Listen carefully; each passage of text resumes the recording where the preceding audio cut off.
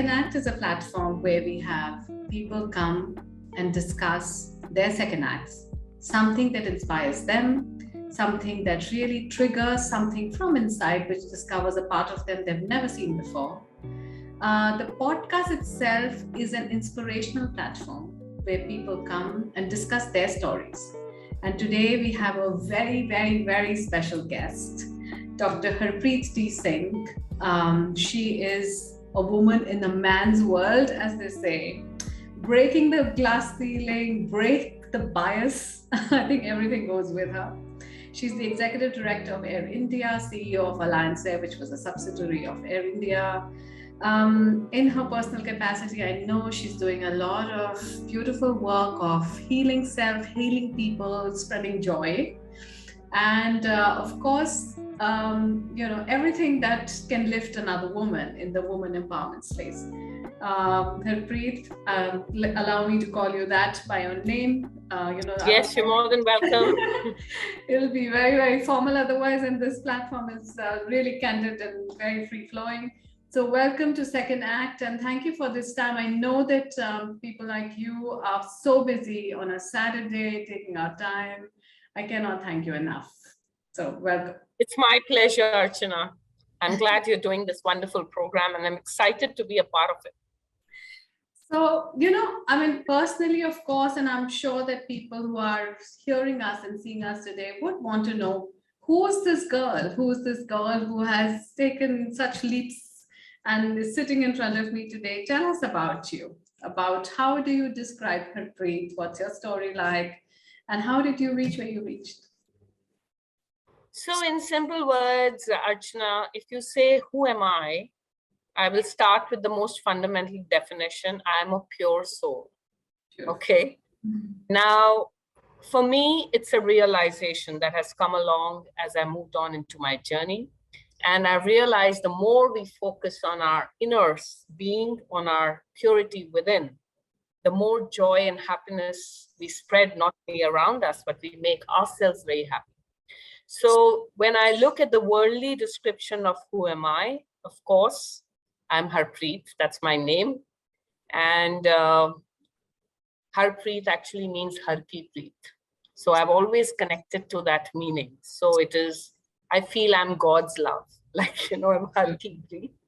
And what you see, the logo behind is HARPS, which stands for Har Se Prem or Seva. So it started like this platform where I said Har means God, Har also means everyone, right? So Harek Se Prem or Seva and Har Se Prem or Seva. So for God, lots of love and service, and for everyone, lots of love and service. So I started this little foundation, and I'm doing it just to serve. I have no intention to get any brownie points or some recognition. I think I've gone past that stage. So I'm very glad that my feet are very much grounded and I'm ready to serve at any time. And God gives you beautiful opportunities to serve from time to time. Now, having said this aspect of myself, I'm sure you're more curious about knowing about my professional side. So in fact, this is my primary person, the who I am, and the secondary act is the worldly drama role that I'm playing. So that's what comes to me right now, right? This is the real me, and the worldly stage makes you do your second act because your real act is something else. And I was born in a family very blessed to be born to my parents who were also very pure divine souls. And my father is, of course, passed, but he was the pillar of my strength in connecting me to this kind of a vision to do more than your call of duty. And that's what makes you who you are.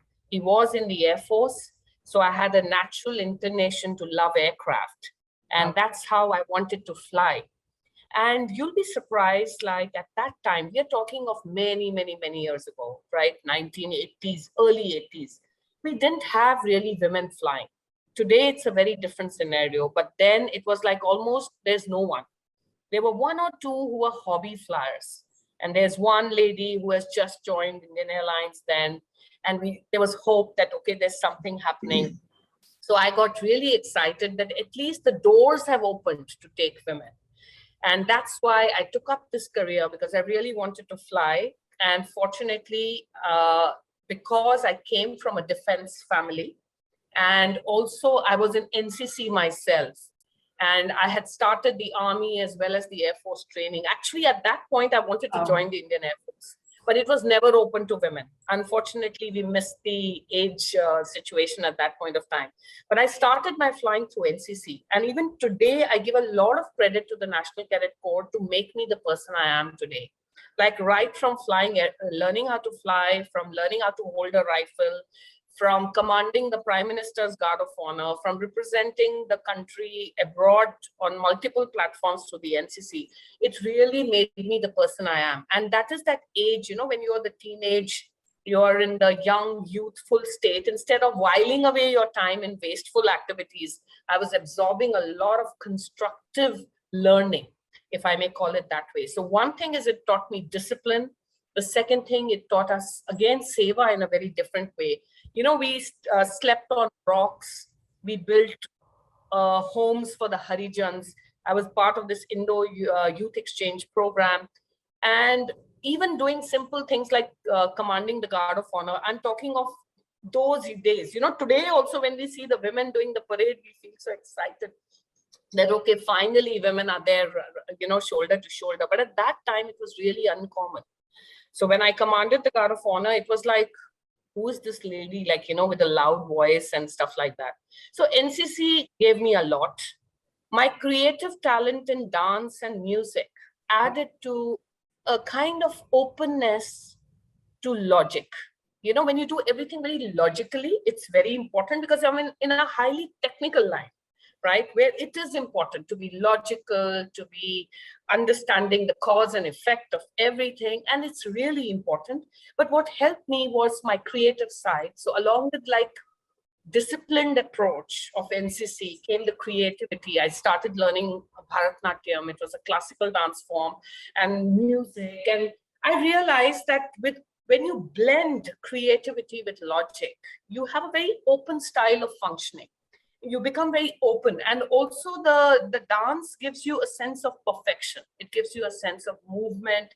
It gives you an expression. It gives you an involvement. So I kind of was fortunate that I grew up, you know, having an opportunity to experience quite a variety of things. And when I finally became a pilot, it was in Hisar. I did my private pilot license, and in the Indira Gandhi Rashtriya Udan Academy, where I got my commercial pilot license, I finally achieved what I wanted to achieve. That yes, now I'm ready to join an airline, and you know, I'm ready to perform. And I must say that I didn't have it very easy, because there were at those years, it was not very open and ready for women, not because they did not want women, or even if they did not want, it was never said so openly. But the fact is that the physical infrastructure itself did not support it. Like when I started learning my flying in Hisar, I had to drive on a moped for 14, 15 kilometers through jungles, like, you know, where there's also a little bit of fear. You're a young girl, you're by yourself. But that's where my spirituality helped me. My dad used to always tell me, just keep chanting, just visualize. And I used to visualize my Guru Nanak on one side, Guru Gobind Singh on one side, and I used to drive just chanting. Nothing ever happened to me. Like, you know, what I'm relating is small incidents where I've actually used spirituality to help me to achieve my goals. And in Hisar, like, there was no toilet for ladies, you know, there's no house, there's no hostel. So you have to stay far away. So you had to do much more to accomplish your goal. People were very supportive, of course, but it takes you a little bit of determination, a grit, a zeal, and enthusiasm. Otherwise, you're not going to get there. Like, you really need to stay focused. So cutting a long story short, I eventually got my wings. I graduated out of the academy, and I was the first woman pilot selected by Air India, because that time Air India was separate from Indian Airlines, right? Yeah. So Air India was an international carrier and Indian Airlines was a domestic. And it was all over in the newspaper and, you know, all those kind of things. But God, when you make him your best friend, he also puts the best test to you. Unfortunately, I lost my flying license due to a medical issue. which was not even a medical issue. And I realized there's some divine reason why all this is happening. So, you know, when you're young and you've achieved everything after a lot of effort, even the money that we had to put in, like, you know, it is not easy for a middle class background to afford it. We had taken a lot of loans and stuff like that. And then when you don't continue with that profession, it's a big jolt. But again, I looked, all these years, what have I learned? I have to have faith in God. I have to have faith in myself. I have to have faith in God. I have to have faith in myself, right?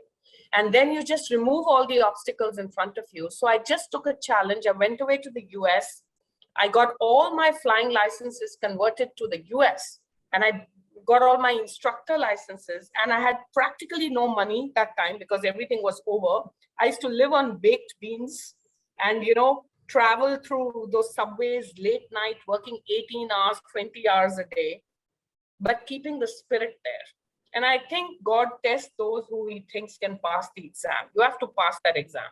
So I viewed it as it's a test, and I cannot be demotivated that after having achieved so much, you have to start all over again. But I started my journey all over again, then rejoined Air India as a ground instructor for pilots. And again, I was the first lady trainer. So it became, you're teaching people 20 years older than you, far more experienced than you. That's another ball game. Like, you know, it's a learning how to connect to them, how to bond to them, how to still get the respect which an instructor requires. And to summarize, that was my career, then just going from 1 to 2nd to 3rd to 4th. Like, because I think I gave really more than my 100% to my career and my job. And besides being a trainer, I became a qualified human factors and CRM facilitator, what we call crew resource management.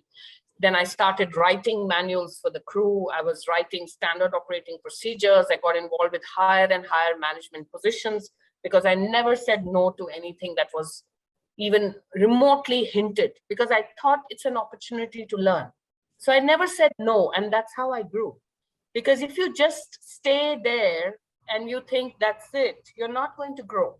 Then I headed the quality management system. Then I headed the safety management system. Then I headed the environment management system.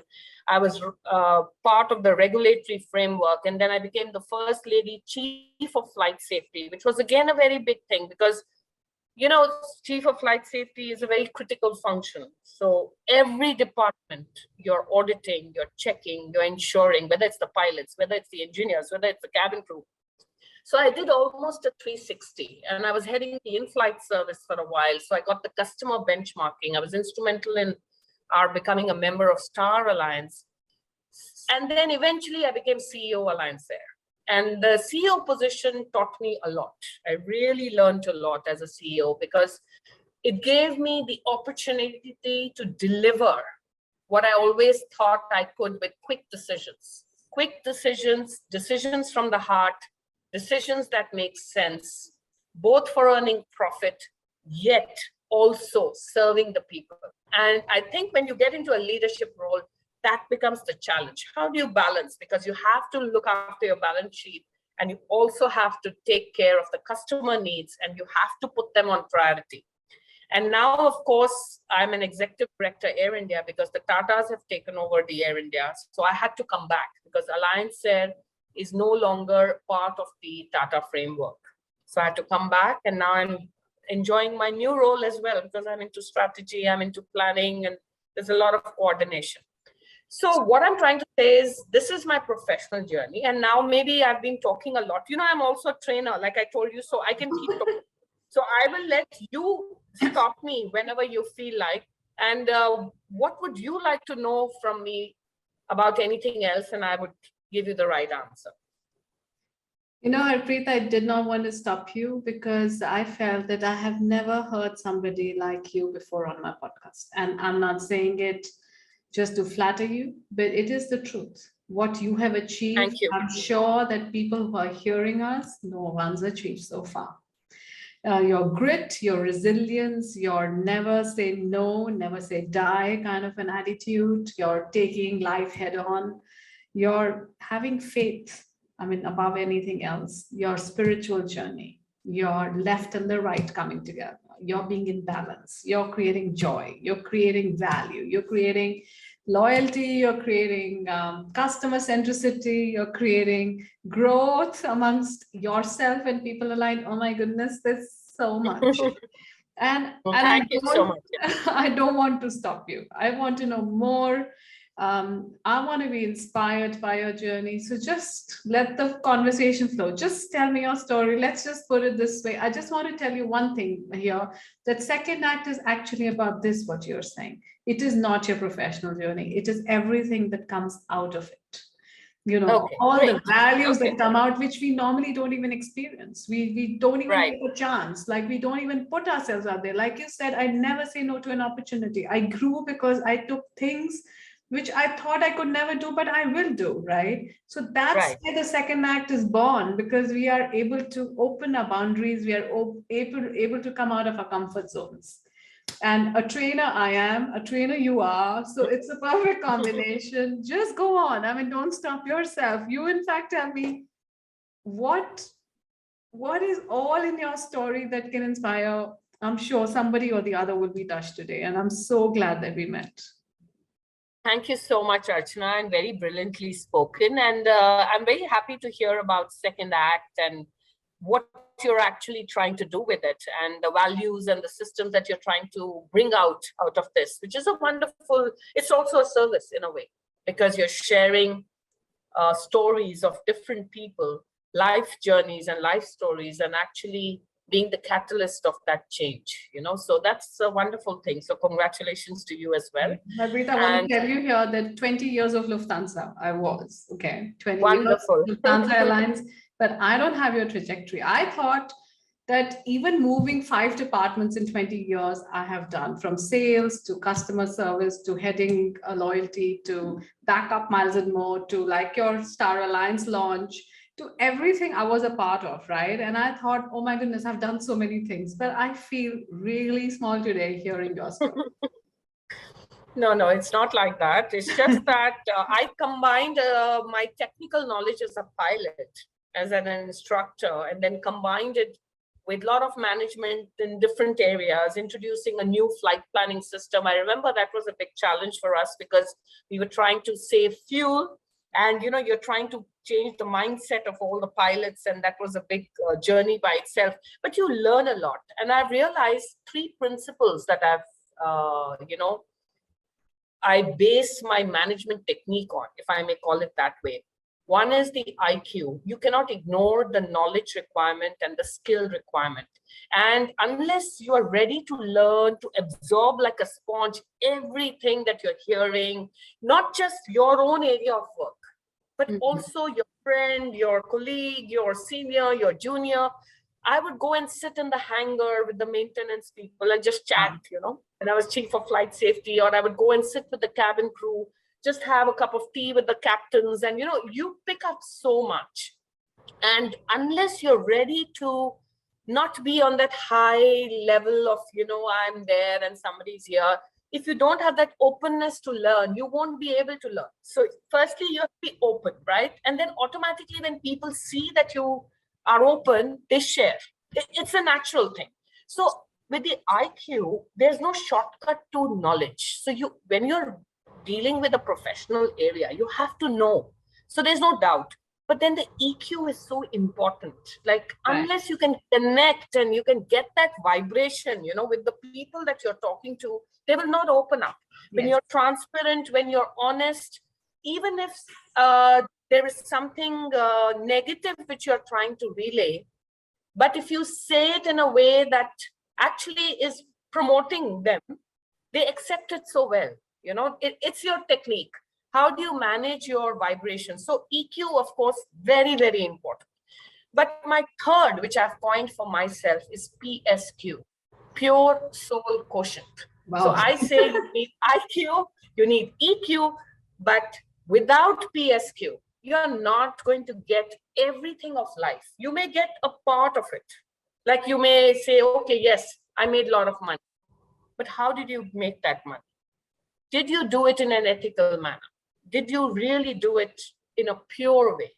Did you cut down your competition in a way that was not the ethical way to do it, right? So what I'm trying to say is when you do it with purity and divinity in your heart, there's a different joy that you get when you still see that you made profit, that you did nothing wrong and you can still do it.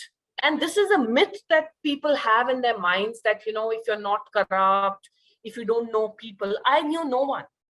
Even today, you'll never see me hanging around people's offices, senior people and trying to network, and never. I think your work speaks for itself. The moment you start doing things correctly, people will contact you. And of course, your ability, whether it is your senior, junior, or your colleague, these are just positions in the organization, but we're all human beings, right? So when I say PSQ, it's the pure soul quotient. We are all equal. So when you connect to them and vibrate at that level, you will see that things open up. And I've never been scared to apologize. That's one thing. Like, let's say, because you are a human being, you will maybe once in a while raise your voice, which I've done sometimes because work did not get done on time, or I may have said something which is, but I've realized it's like I'm trying to polish that diamond in my workforce. And after the job is done, I actually call them and I say, I'm apologizing to you that you may have felt hurt, but it was never a bad intention. The intention was to get that job moving, and the intention was to make you realize that you're capable of doing that. You just haven't paid enough attention to it. And I see over a period of time, people relate to you very differently because they realize you don't mean anything wrong. They realize that you're doing it with a good intention. And that's why when I said PSQ, pure soul quotient, your vibrations are such that people actually connect to you very well. And I've seen as I've grown in my journey, I've learned from my own mistakes. I've learned that you have to drop your ego. You have to drop this also attachment to too many, situations in your life, which sometimes can be more disturbing. Use them as what we call the Mickey Mouse game, or like a snake and ladder game. Like, how one day you throw a dice, one day you go up, one day you go down. What do? You just laugh it off, right? So you have to actually practice it. I'm not saying I got it so easily, but I've learned to practice. And I've learned to take the ups and downs in my life as a matter of grace. It's God's gift to you. Because if you did not get those issues, if you did not get those crisis situations in your life, you would not have grown. You would have just stayed there. You would not have evolved. You would not have spiritually evolved. You would not have evolved emotionally. You would not have evolved in your profession. You need that challenge. You need, the moment you get very self-complacent and ab to mujhe sab kuch aata hai, that's your journey is over. So actually, that ability to keep learning and learning from everyone, including that peon who's going to open the door for you, or the person who comes and offers you that cup of tea, look at his body language and you just see what you can pick up from everyone. And actually you will learn a lot. And I think you need to also enjoy your work. Like for me, I know a lot of people, because I'm a woman, they'll always ask me, what about life balance? And what about, like, I'm married. I have 2 children who are grown up now, of course. I have a boy and a girl. I was blessed that way.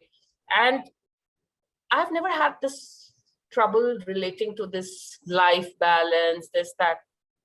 For me, the thing is, if you do anything joyfully, and if you do it with your 100% commitment, it will happen naturally. You don't even have to think too much. Ki ye main karun, ki wo main karun. It will just happen. So I remember when I was in my very busy part of my work journey and younger, and when I was expecting for the second time, and everybody at work telling me, how busy you are, like, how do you manage? They would always, this is a very the most common question asked to me is, how do you manage? And I always say, I don't think too much about how do I manage. I just joyfully keep doing what I'm doing.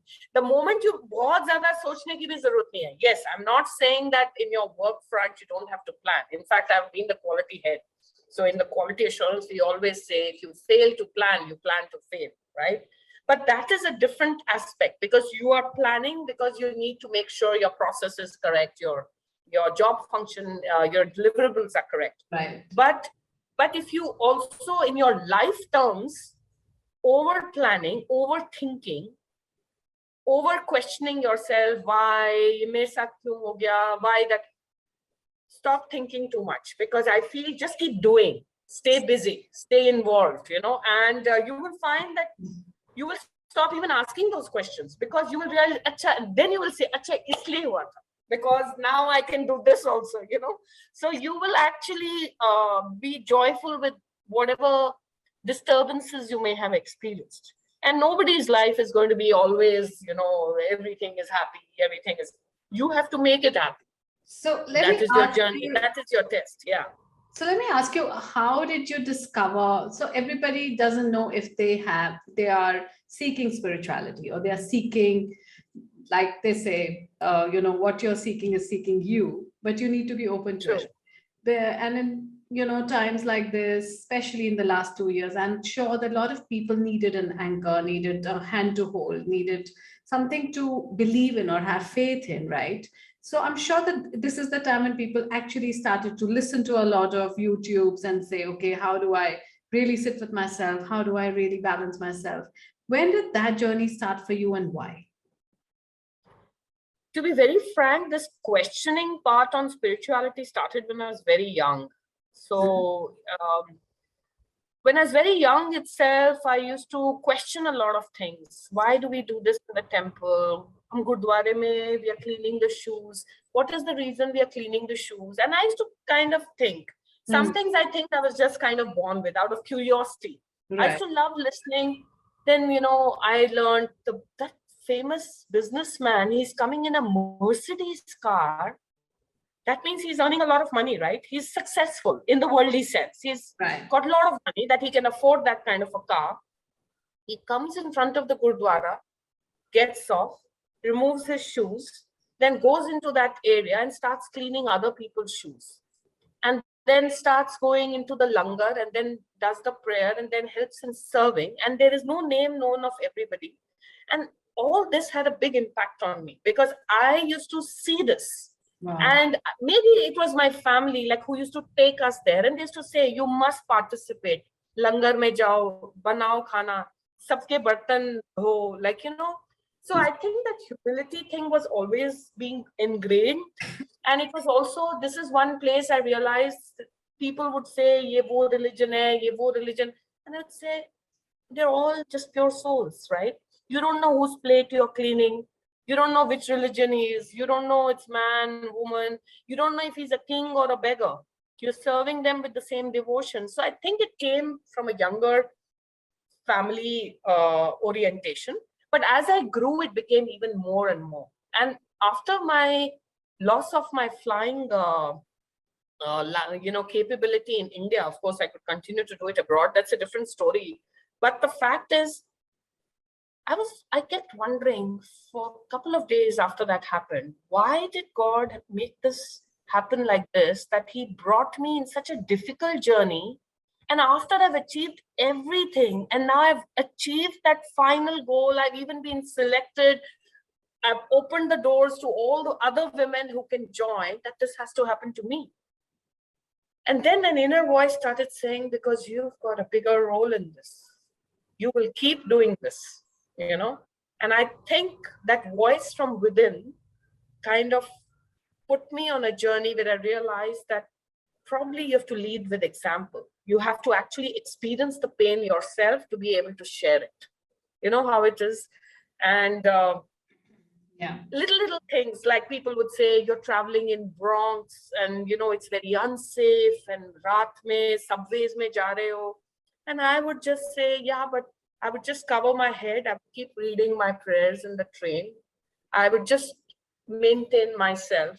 Right. And I realized that God is actually helping me to show that you can do all this. You can recover. You can come out of it. And as I eventually became a trainer, and I actually started connecting to people in the classroom, and I could start seeing intuitively their body language, and their expressions, and and I would always be curious that why he doesn't look so happy to me, or he's not looking. So I was very happy to, along with the technical subjects, to start teaching the human factors, and that made me even more spiritual, because I read a lot, I became more and more involved, and I realized that all these books on psychology and how to have the right kind of connection, but at a very deeper level, that's at the superficial level, but at the deeper level, it's all spiritual. At the conscious level, it is psychology, it is how do you interact, mindfulness, and today people give so many names to the same thing. That's fine, you can call it whatever you want, but it is the same thing. It is just discovering that essence. And also the whole journey in life, you finally want to be happy, right? So if you can't be happy, how will you make others happy? So in the aircraft, that cabin crew makes that announcement. If there's a decompression or whatever, put the oxygen mask first on yourself and then put it on your baby. So there's a lesson there, because if you are not emotionally happy with your own self, if you haven't forgiven your own self for the hurt and pain that you may be still having, if you haven't filled your own cup, you cannot actually succeed fully. And you can do those things only if you develop some spiritual practices. When COVID came, and I noticed, I was CEO then, and when COVID came and I noticed the fear, I said, first thing, I should be going to the office first. So I used to sit in the office, I used to carry out all the work. A good leader is always a person who doesn't ask anyone to do anything that they themselves cannot do. You can't say, ye kaam to main dusron ko, so I am protected. Whereas I always felt you have to lead from the front. So I alone used to sit in the office till I felt everything is sanitized, safe, workspace is collected. People then get confidence that if she's doing it herself, why can't I do it? So I'm just giving a few such examples. And then I started this universal prayers group. And I realized that if God is one and all religions are saying the same thing, they're only sometimes fighting for no stupid reason, actually, because they're not reading the essence in that religion which is being taught. And they're going into the superficial, into the ritualistic side rather than the actual essence. And when you start going into the essence, they're all the same. Then I started this Universal Prayers channel, and that was so helpful because so many people used to log in and we used to just meditate together. And that fearfulness, which was attracting the disease to you, that started going away. People became stronger, emotionally happier, and they took COVID as God's game with you. It's okay. This is not the first time we've had a pandemic. If you go history-wise, every 100 years we've had a pandemic. So true. So big deal. We just happened to be in that environment, and we've learned so much due to COVID. We learned how to work from home. We learned to be with our family that we had just forgotten about. We learned that what pollution we were causing the environment. We learned that when we were all at home, the sun was clear, the clouds were shining nicely. It's like, it was a learning. We could hear the birds chirp for the first time. Hear the birds. So everything that happens, there's always a goodness in it also. It's for you to see it. It's for you to harness it, So I think that's what, and now with HARPS and with Universal Prayers and with my IWPA, which I have not yet spoken about, it's the Indian Women Pilots Association, which I've been the president for now last many years. And we grew to make it the International Women Professionals in Aviation and Aerospace, because we realized this is one area of work where even today, you don't have enough women. After so many years, if you look at the percentage, there's something in this profession where, I don't know, you will have a lot of women as cabin crew, you'll have a lot of women in HR, you'll have a lot of women in administration, but why don't you have them in the hardcore technical line? And that's where we started promoting them. And today I can say very proudly that India as a country has the highest percentage of women pilots in the entire world. We have 15%, and the second highest is at 5%. Wow. So if we can do it, and I'm not saying it has many factors linked to it, But IWPA played a big role in that because of the kind of sisterhood, the kind of support, the kind of mentorship. We used to personally talk to their families, to their, to the women who are like, are you sure I'll be able to do it? Lack of confidence. Sometimes it is even the parents who feel, मैं इतना खर्चूंगा, job नहीं मिलेगा, ये वो. Of course, it has its challenges, but to mentor them, to support them, to guide them. I would always say, if I've reached where I have, if I can't bring at least 50 more women to go above me in a career position, then I've not really supported the women empowerment cause. So I've always felt that once you reach where you have even a greater moral responsibility to make sure that you make the necessary openings for other women.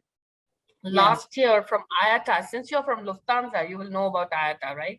Yes. So International Air Transport Association. So I got the Inspirational Role Model Award. I was the first woman to get that. Wow. But I was just wondering that how come they gave me the Inspirational Role Model Award? I was wondering, what did I do in Air India? Like, I know I started Angels of Air India. I was the Emergency Response Director. I'd handled 2 accidents. I was also the First Lady Safety Investigator. So there were so many reasons. So I thought it is also that. But strangely, they told me, we have been watching you. Like, you're not only doing so much professionally, you are like into women empowerment, there's IWPA, there's HARPS, there's Universal Press, you're into the environment platform. How do you manage so many activities? That's why you're an inspirational role model. So I said the same answer. I said, okay, thank you. It's nice that you have given me this recognition. It was in Boston last year, but I couldn't travel. So the Minister of Civil Aviation, once they couriered it to me, and then he honored me with the award. But you don't work for awards. This has just come out to my mind as an example. But what happens is that sometimes we do showcase other women who have real good achievements. And not only women, even men. The fact is, there are a lot of people who the world doesn't know about. And that is where you are unique in what you're doing, because you're trying to showcase them. This is exactly what IWPA does as one of its functions, tries to showcase the women, because I've realized you play one video of, the all women pilots who did the longest flight to SFO, and you see the children. I'm also the chairperson of the Aeronautical Society of India, of the Mumbai branch, and I'm in the council. You do these little videos and you see the children, oh, I can also become this. I can also go to the moon, and I can also do this. See their face, like it just radiates with, joy. And so what happens is sometimes these kind of inspirational stories, if you may call it that way, need to be showcased, because we have realized it gives the confidence to a lot of the younger generation to even do better. I mean, everything has to improve, right? It has to go better and better and better. So I want to, tell you some things here, that while I'm hearing your story, I feel that there are some things that I'm able to bridge back and saying, why am I doing what I'm doing? So after Lufthansa, I started to work with Hyatt Hotels. And I was leading loyalty for them as well on the global level. But at the same time, half of my job was to train colleagues at the hotel, like you were training, and you could see their body language and you could see, why is he not happy? So I started to build these programs on team building, leadership, and, pull them in besides the loyalty modules that we were getting from Chicago to say, teach them loyalty. I said, no, there's more to them, through coaching, mentoring, understanding them. So that's how SecondAct was born. And a very part of what I do right now is, what you said about women. One is showcasing their work. And what I realized was that women do not even recognize their own worth. We don't even push ourselves forward, So I started to develop a program, and I launched it saying, I celebrate myself in SecondAct. And that was all about celebrating our own worth, our own potential, our own roles and responsibilities, which we just forget that, we are doing anything at all. And it's a part of me. But no, there is a lot which goes on behind being a woman. And then you said men. So there was another program only for men, because I think there's a lot of work on the men front that needs to be done as well. Absolutely, absolutely. One thing, so all this brought in Second Act to say, hey, I need to bring this forward and I need to wake up the nation with this. And so how, like you said, how there's a plan, when you put faith somewhere, how there's a plan, which is, I didn't even know why I was doing that at that time. Why Exactly. would I be born? Why would I be just sitting with people like you today who also inspire millions today, So I said, it's such a beautiful flow. All you need to do is just give yourself to the process, right? That's exactly what's coming. So they say, surrender to the universe, surrender to the pure intention, and surrender to the divinity within you. Because the best part is that everyone is so blessed and everyone is so divine. It's just that the soul has now, in certain people, put layers and layers of mud, dust, it just needs a little bit of cleansing. And the moment that cleansing is done, the real you comes out. And that's the happiness. And then you just feel, why didn't I do this before? I'm glowing with happiness. I'm radiating happiness. That's another thing. I don't know why I'm saying this, because my daughter, I remember her friend telling me, she says, Auntie, what product do you put on your face? So I said, from the time I'm young, I have used only two things. I put a black liner and I put a shade of lipstick, but there's nothing that I do as such. So she says, you don't do facials, you don't do this. I said, no. So she says, then how come you got such a clear skin and how come the age doesn't show as much?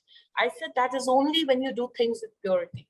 Because when you radiate from within, that glow is there on the face, and that glow nobody can take away. No makeup can give you that glow, so the more natural you are, the more, happy you are, it will show on your face.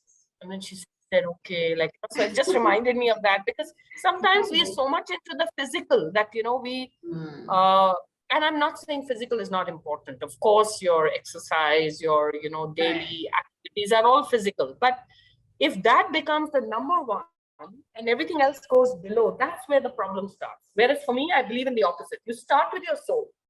I am a pure soul. You start with divinity, and then everything else follows correctly. So it's just reverse the order. The physical is the last, and it will automatically happen. So Harpreet, tell me, this is a Second Act podcast. And I told you what is my meaning of Second Act, why this came into being. And I have to ask you this question. What is your second act? Since you have so many acts, is there another one coming? Is there something that you enjoy the most? Is there something which is still under discovery? What is your second act? What's that higher purpose? My second act is evolving. I don't think I really have one answer to give you, because like what I already shared with you, my second act is running like a train ka tracks nahi hota hai. It's running parallel to my life. Right. So the second act is a continuous journey for me, and I'm just continuously in that journey. And I know that on one hand, I may be leading my regular life, but my second act journey is going parallel all the time. And I see it growing and manifesting in more and more joy. And I see myself now as almost like, I may sound like a show off, but I don't think, I actually feel like, I feel angelic is the right word. Very beautiful. I just feel angelic. I just feel that you're there for a reason. If I am an angel of God, I have to behave like a true angel, without any negativity towards anyone. Always ready to help, always ready to heal. Sometimes if I do something even little negative, I said, I thought you're an angel. An angel doesn't do this. That means you're hard on yourself. So I also do a lot of quality assurance on my own self. Like, where am I in this journey? What did I not correctly? I think you need to reflect also. Beautiful. So in the second act, I think it's also very important that you keep reflecting. The more you reflect, the more you will realize the course correction. Beautiful. So I think that's also, and that comes in meditation. So you must meditate. I mean, I've realized I was not meditating very regularly when I was very young. I used to do it off and on, but now it's like it's a ritual which I just need to. I have to, because it is something that puts you on track, and you yourself will give the answers. So there will be a divinity giving you the answer, but you yourself will know what to do. You will get the answer. There's no, so for me, I don't know if I answered your question in the way you were expecting it, but this is what just came to my mind, that I am an angel. I can only tell you that when you hear the Second Act podcast beginning, it says it's a continuation and yet an evolution. So you answered both. You answered, and I said the railway track, because I don't know, that's the image that came to my mind spontaneously. No. Yes, and you are an angel, no doubt in that. And one can see it all over you, the aura that you carry, the work that you do, the humility that you bring. I mean, it's amazing. And I'm just hoping everybody is able to bring in their best version by doing seva, by creating the sangha, by, creating happiness and joy. And there's lots to learn from people like you. Thank you, Archana. And it was a great pleasure talking to you. I'm really impressed with your journey and your effort to make this difference to the world. Thank you so much. Maybe one day I'll invite you to our group and you can speak. Yeah, sure. Why not? It will be an honor. Yes, thank you so much. I mean, I think in my second act, whatever, even one person impacted by somebody's story, why not? Isn't it? Yeah, sure. So there's rapid fire questions before you go. I know that you have a busy deadline. Quickly, not putting too I hope I'm good at that, because I'm not very good at rapid fire, but I will try. Arey, you are brilliant. I mean, for everything that you're doing, and it will be flawless. And these are simple ones. So, okay, sure. One thing that motivates you continuously. The Almighty. Okay. Harpreet, the mother. Care, nurturing like a gardener. One thing that upsets you the most. Where people are not innerly connecting to themselves. Some fun element. Dance joyfully with abandon. Any movie that you have seen more than a couple of times? I'm not very good at the names, but I love all those starry movies with which has, on the space, which is the name now. I'm not good at this because I don't see too many movies, but okay. There's this these English movies where they show the journey into the space. I love those kind of movies because somehow I connect to it. Yeah, I connect to it much more. Oh, wow. Maybe in the next avatar, you are one of those. Somebody who's coming from a spaceship down. Yeah. Yeah. Okay. So there was also a movie. I'm forgetting the names. Sorry about that. Yeah. So if there is a chance for Harpreet to just shut down for a few days, what would you do? I'll take it as a golden opportunity to just connect, reflect, and to grow further and to write my book, which I'm trying to write, which I'm becoming a little lethargic because I have to write. I know I have to share my messages, my trans messages, and I've been now given a clear direction to do that. And I've just started, and it'll take me a while, but I'm trying. Beautiful. So maybe, God willing, I get that opportunity where I do nothing and only write.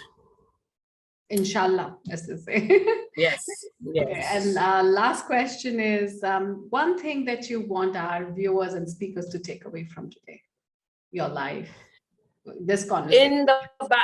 Just do everything joyfully. I think whether it's work, whether it's spirituality, whether it is your creative talent, whether it is just be joyful, enjoy. I think that's very important. Stay happy, stay blessed. Beautiful. So thank you. What a pleasure. I treat this as episode 1 because I don't think I'm not satiated right now with really. I treat this as phase 1. I will be in continuous journey with you. I'm not going to leave you now because I cannot not take you from, inspiring people and impacting people, and especially women and everybody else around.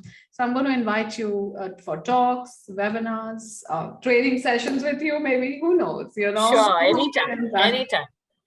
So Anytime. Thank you for more than taking welcome, and it's been a very joyful journey talking to you. So it's good to have a divine soul in front of you trying to make a difference. So it's wonderful. Thank you. God bless. Thank you. Bye-bye. Thank you.